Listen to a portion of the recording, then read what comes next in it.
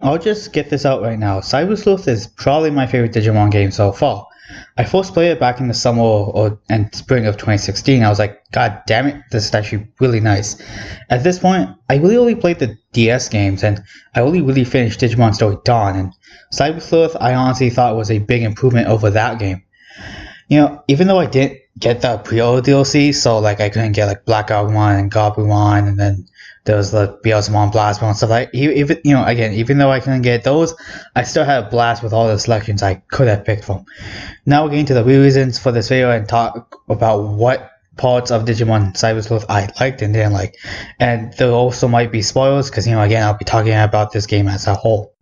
As per usual, we'll start with the likes, and I guess they call it Digimon Story for a reason. Well, that's the first reason why I really like this game is because I really find the story to be pretty good for the most part. Even though it starts off really slow, I felt it was really nice and it felt like what an actual Digimon anime would feel like. There were some really nice side stories early on, and again, it felt as if it could have been an anime. There was the whole Edo virus thing that really I thought was insanely cool, and you try and get your whole body back at least for the first half. I will admit the whole thing with the Royal Knights taking over, and then you gain like Royal Knights to help you. That was kind of okay. I'll get to that later in the dislike ball. But relating to the story, I can at least say that I liked most of the main cast except for the protagonist and Yugo.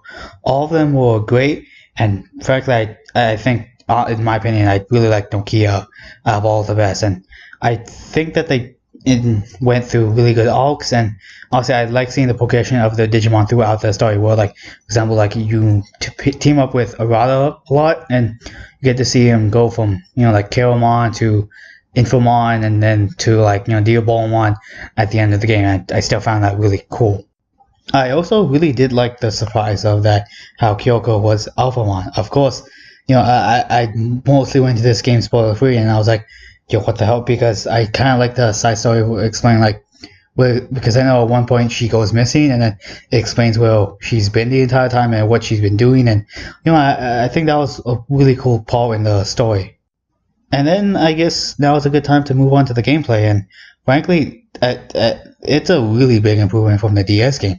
It removes a lot of the grinding that game had, where you had to get species experience, and frankly, Cyber Sleuth kind of takes away that, but it takes a lot, still basically everything else from the game, where like, for example, you need certain amount of ABI to digivolve into a certain Digimon, and then like, again, like your stats require like certain levels, like, and then I know it takes the farming aspect from the game where you can put them in the farm, upgrade their stats a little bit just to make sure that they reach the requirement, but it's a little bit less broken in this game because the ABI stat depends on how much you can further increase the like a certain stat, if that makes sense. But like that, it just, long story short, it removes all of the grinding that the DS game had, which again I really enjoy. And then a lot of the evolution lines are really, really open in this game. Where, like, say a rookie Digimon would have at least maybe like 2 to 4 different champions they can go to. As an example, like I think Agumon can go, for example, like he can go in Greymon, Tyrannomon, and maybe like I think Sukamon too. Like just, I can't think of it top of my head, but you get the point where a lot of Digimon at least have a few options into what they can go into, and I still find that really nice and a really big advantage over again the DS games. And then there's combat, which honestly it's passable, but of course I didn't mind it that much the first time through. But again, I'll probably get a little bit more into why I don't like it inside the dislike part. But then there's also some of the side quests, which I can say are either really good or really freaking weird. Most of them are again fetch quests, but most of the time the ones that stick out really do. And honestly, I really like the character designs in this game. They're really nice. A lot of them look really cute and really solid. And lastly, I want to talk about the hacker skills. And those ones, the ones you're given are still really nice. Like, for example, the forced encounter one, which helps a lot with grinding. So you don't have to, like, spin the analog stick around, just, like, moving around. And, a lot of them are pretty cool. And I kind of wish some of them were used more. Despite all the praise I've been giving the game, there's some really big things that are wrong with it. Like, the dungeons are really, really boring. Before I even got the game, I looked into some reviews and they said, oh yeah, the dungeons were really boring, and frankly, they were really boring. Most of them, or not all of them, look the exact same, and they get really boring fast. And other than that, the game is really, really busted. Like, a lot of the abilities, or like, okay, maybe like a few abilities, and some of the moves can be really busted. Like, for example, I know All Force Digimon, if he's active, he can basically allow you to move forced. And even though in single player, it's really nice to move forced like the entire time, in multiplayer, it can be really broken if you have like a team just of All Force Digimons, at least at the start of the battle.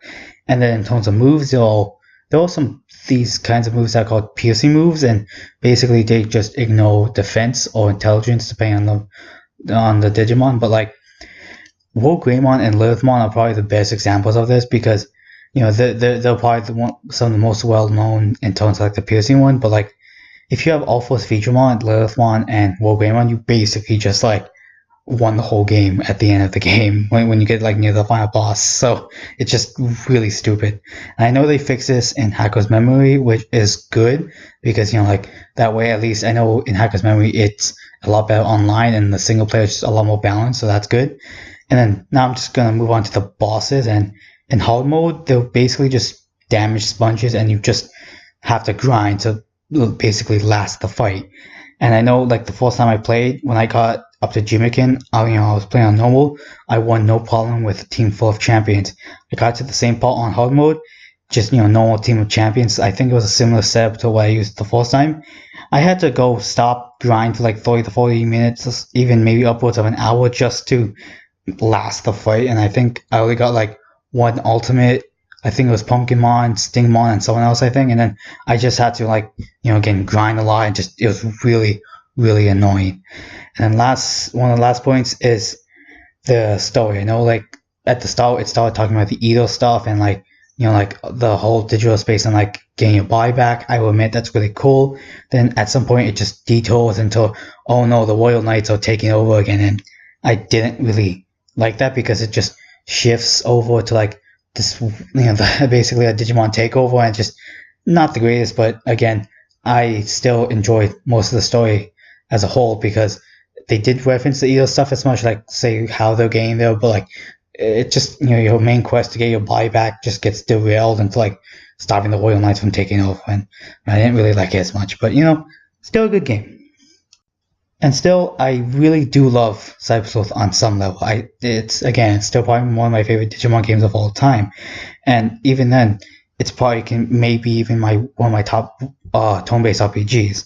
And I still think a lot of Digimon games come close to being really great. It's just like some of the mechanics aren't as good. Like for example, like Next Order, which is still like one of the better Digimon World games. It's just missing a few things. And in the case of Cyber Sleuth, I still think you should go out and get it, because it's really cheap nowadays. I think it usually hovers around like $20 Canadian, and I still will admit it's a pretty fun game, even though like Hacker's Memory does what Cyber Sleuth does a lot better. But still, I'd still again give Cyber Sleuth a really good score, just because I absolutely love the game. This has been Vike. See you guys later.